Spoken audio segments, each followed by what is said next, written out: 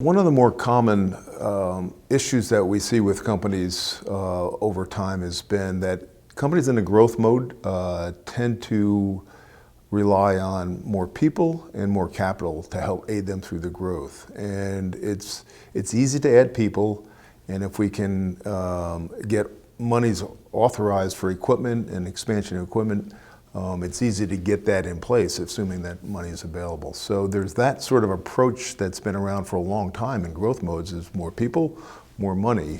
versus maybe trying to look at how do we leverage through what I would say better productivity of all the assets that we have in the business, so that we can expand without necessarily having to bring on and invest in more technologies, more people, and more assets in the business. The way that what I would say the good companies do it is they continually look at,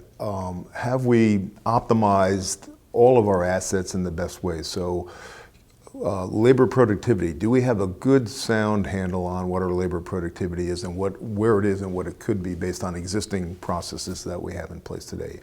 Have we optimized the use of our equipment and assets and our machinery in the best way? So are executives looking at real rates of return in terms of the invested assets, in terms of what we can get out of them from a capability standpoint? And then the third area would be